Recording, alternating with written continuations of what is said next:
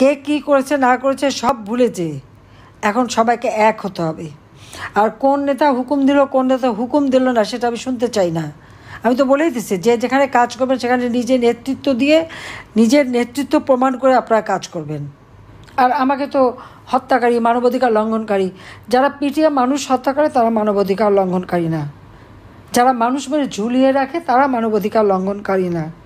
মানবাধিকার লঙ্ঘনকারী হয়ে গেলাম আমি, স্বেচ্ছাচারী হয়ে গেলাম আমি। যেখানে আমার সময় তো প্রত্যেকটা জিনিস সচলভাবে চলতো, এখন চললো না কেন? ইউনূস ক্ষমতা এসছে, তার এত কিছু। আজকে দেশের অবস্থা কি? একটা ইস্যু কি, কোটা ইস্যু আর বৈষম্যহীন, এই কথা বলে একটা আন্দোলন শুরু। কিন্তু আসলে সেখানে কোনো কোটাও ছিল না, কিছুই ছিল না। কারণ 2018 সালে এই কোটা আমি বাতিল করে দিই। হাইকোর্টে একটা মামলা হয়, সেই মামলার একটা রায় হয়েছিল, সেটাও সরকারের পক্ষ থেকে আমরা রিট আবেদন করে স্থগিত করে দিয়েছি। কিন্তু তারপর দেখলাম আন্দোলন আর থামে না। তখনই আমার সন্দেহ হয়েছিল, তখন বলেছিলাম যে আন্দোলন তো কোটা না, এই আন্দোলন হচ্ছে সরকার পতনের আন্দোলন। কিন্তু অপরাধটা কি আমাদের? আওয়ামী লীগ ক্ষমতা আসার পরে তো বাংলাদেশ পিছিয়ে যায়নি, বাংলাদেশে উন্নতি হয়েছে। জুলাই 7 তারিখ থেকে কোটা আন্দোলনের নামে আন্দোলন, এবং 15 জুলাই থেকে যে হত্যাকাণ্ড, অগ্নিসংযোগ, ভাঙচুর, যে অরাজকতা, চরম অরাজকতা শুরু হয়, যখন আমরা ছাত্রদের সব দাবি মেনে নিয়েছি, সব দাবি মানার পরে আসলো কি তাদের এক দফা দাবি। এই ছাত্রীরা যখন মধ্যরাত্রে বের হয়ে এসে আন্দোলন করে, আমি তাদের নিরাপত্তা দিতে থাকি যেন কোনো রকম তাদের অসুবিধা না হয়। আর তারা তখন আমার পদত্যাগ দাবি করছে, খুব ভালো কথা। কিন্তু তারপর আমরা দেখলাম কি একে একে মানুষ হত্যা। যখনই 6টা লাশ পড়লো, আমি জুডিশিয়াল ইনকোয়ারি কমিটি করে দিলাম। কারণ এই জুডিশিয়াল ইনকোয়ারি কমিশন আমি এই জন্য করেছিলাম, আবু সাইদের যে হত্যাকাণ্ডটা, এটা একটা সন্দেহজনক। তারা যেভাবে একটা ভিডিও করে পাঠালো, হ্যাঁ, এতে সকল মানুষই কিন্তু বিভ্রান্ত হয়েছিল এবং সকলে সহানুভূতিশীল হয়েছিল। কিন্তু যদি একটু লক্ষ্য করেন যে যার গায়ে 4টে গুলি লাগে তার তো সেই গুলি থেকে রক্ত ঝরবে, তার গায়ে কিন্তু কোনো রক্ত ঝরেনি। শুধু সে যখন লাঠি নিয়ে পুলিশকে মারতে যায় তখন মাথাটা আঘাত লাগে, সেই আঘাতে মাথার পিছনটা কেটে যায়, একটু ওই ঘাড়ের কাছে রক্ত পড়ে, কিন্তু গুলির খাওয়া কোনো রক্ত তখন না রাস্তায় পড়েছে না তার শরীরে, কিন্তু তাকে টেনে নিয়ে যাওয়া হলো। প্রশ্ন হচ্ছে এই টেনে নিয়ে কোথায় গেল, টেনে নিয়ে কোথায় নিয়ে গেল? এবং তার যে পোস্টমর্টম হয়, সেই পোস্টমর্টমের প্রথম যে রিপোর্টটা হয়, সেই রিপোর্টে কী ছিল? তার পেটে বা শরীরে কোথাও কিন্তু বুলেট পাওয়া যায়নি, মেটাল বুলেট পাওয়া যায়নি।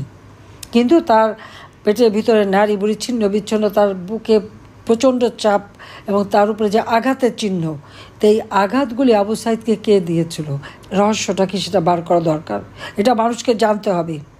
এবং তারপর সে মারা গেল, আর সব দায় দিল আমাদের উপর। এবং আপনারা দেখেন এই 15 জুলাই থেকে যত হত্যাকাণ্ড হয়েছে, সেই মুগ্ধ, সেখানে তো কোনো আমার কিছুই ছিল না, হঠাৎ একটা গুলি লাগলো, সে মারা গেল।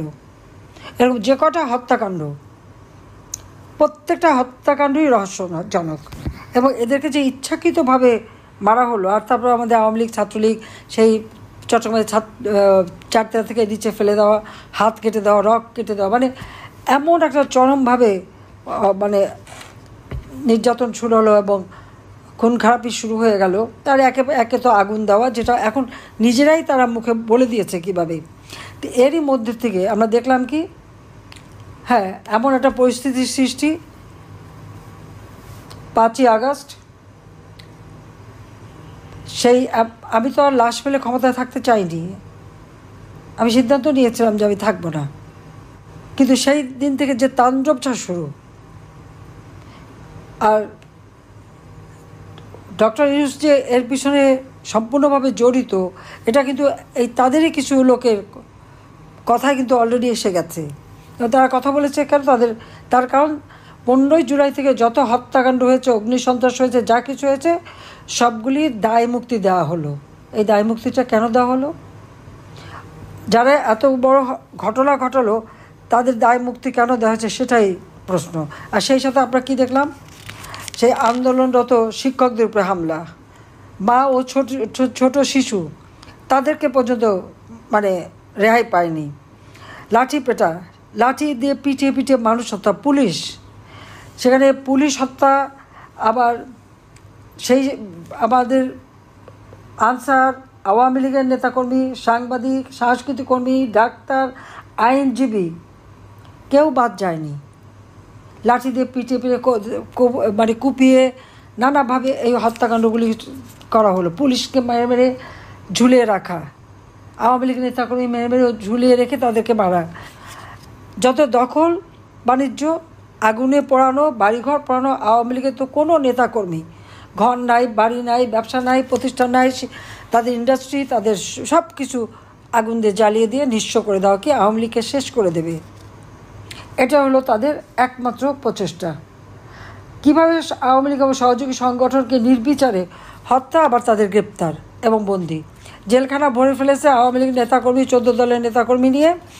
আর ওদিকে যত সন্ত্রাসী জঙ্গিদের মুক্তি দেওয়া হয়েছে।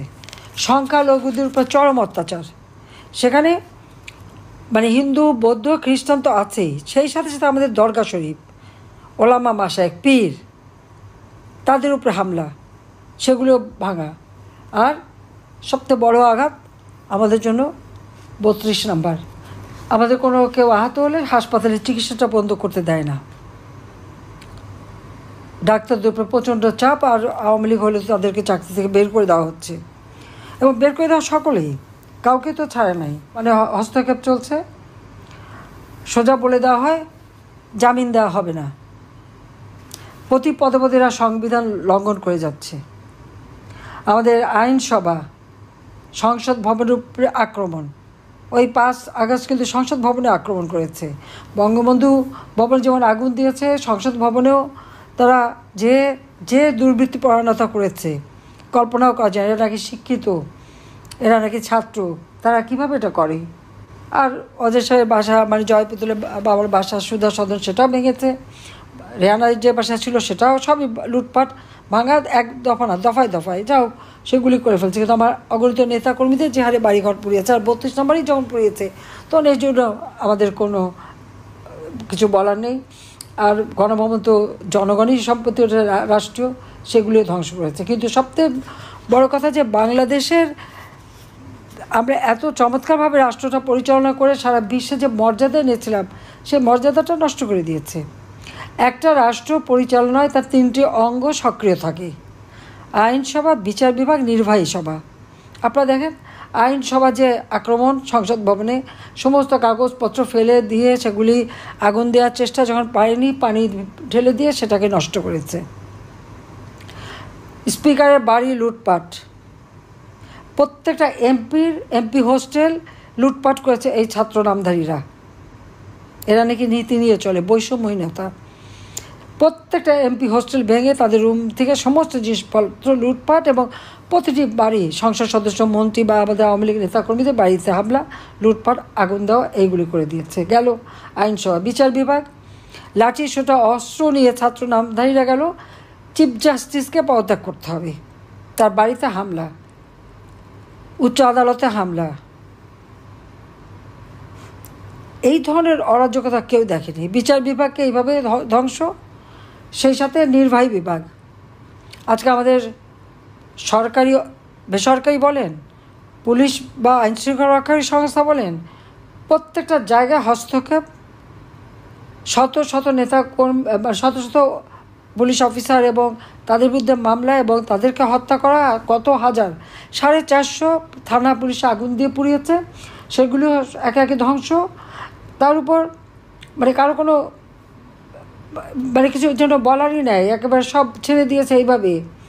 কি মব জাস্টিস, মানে পিটিয়ে মারছে কিন্তু ওই ছাত্র নামধারীরা, সমন্বয়করা, আর নাম দিচ্ছে জনগণের।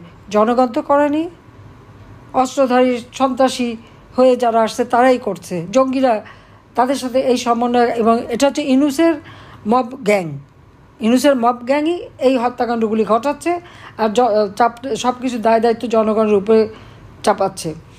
রিজার্ভের টাকা রেখে এসেছি, আমার নামে অপরাধ কি? আমরা নাকি লক্ষ লক্ষ টাকা, কোটি টাকা নাকি বিদেশে পাচার করেছি।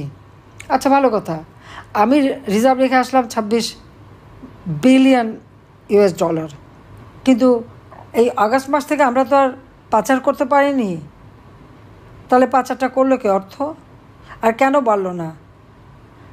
যদি ডক্টর ইউনূস সুদখোর ক্ষমতায় এসে যদি টাকা পাচার বন্ধই করে থাকবে, তাহলে রিজার্ভের টাকা বাড়েনি কেন? সে প্রশ্ন তাদের আমি করে যাচ্ছি, সেই উত্তর তাদের দিতে হবে। তারা তো বাড়াতেও পারেনি, আরও উল্টো যাচ্ছে। তো এখন একটাই কথা, এই যে ছাত্র নামধারী এদেরকে এক সন্ত্রাসী বাহিনী বানিয়েছে, ছেলে মেয়েদেরকে বেয়াদবি শিখিয়েছে, এদের কথাবার্তা, শিক্ষকদের অপমান করে করে তাদের পদত্যাগ করানো, কোনো কিছুতে কোনো ডিসিপ্লিনই নাই, পড়াশোনা করবে না, অটো প্রমোশন।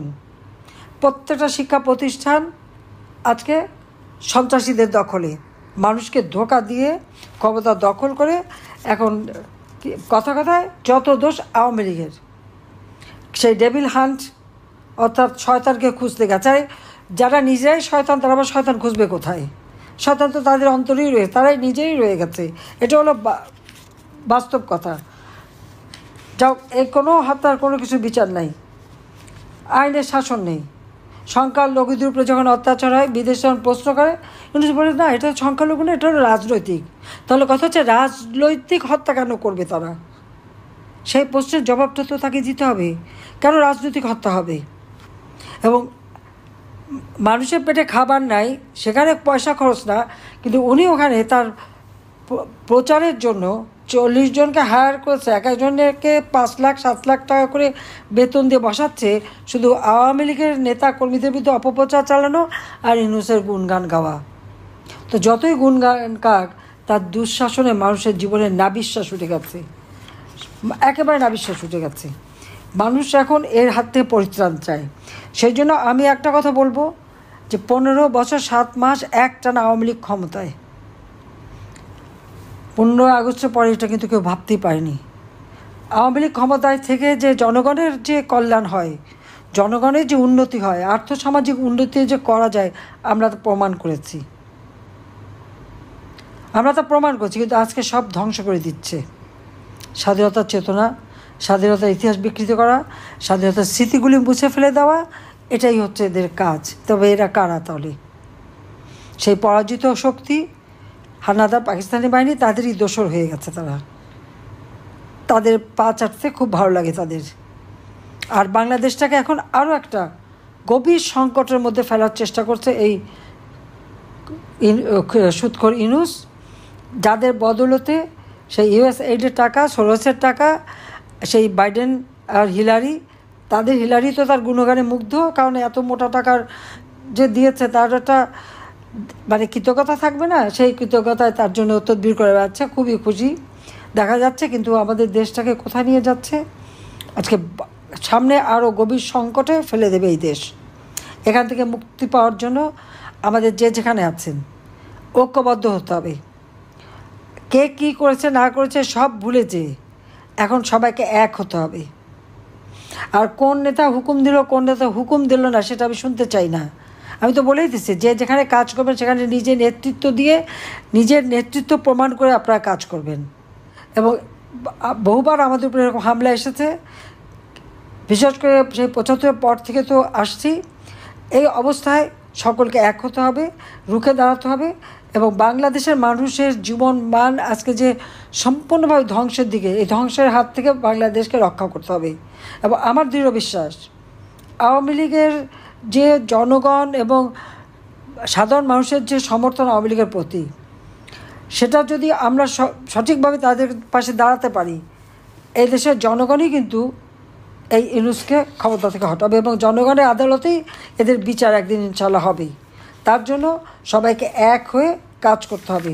একটা হচ্ছে আমাদের কী কী অ্যাচিভমেন্ট ছিল সেটা যেমন মানুষকে বলতে হবে, আওয়ামী লীগের উপরে যে অত্যাচার নির্যাতন চলছে সেটা যেমন মানুষকে বলতে হবে, সাথে সাথে আমাদের ভবিষ্যৎ, আমাদের লক্ষ্য বাংলাদেশকে আমরা উন্নত সমৃদ্ধ বাংলাদেশ হিসেবে গড়তে চাই, জাতির পিতার স্বপ্নের সোনার বাংলা আমরা গড়তে চাই এবং স্বাধীনতার চেতনা নিয়েই বাংলাদেশ অগ্রযাত্রা শুরু করবে, বাংলাদেশ সুন্দরভাবে গড়ে উঠবে।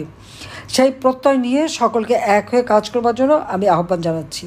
জয় বাংলা, জয় বঙ্গবন্ধু, বাংলাদেশ চিরজীবী হোক।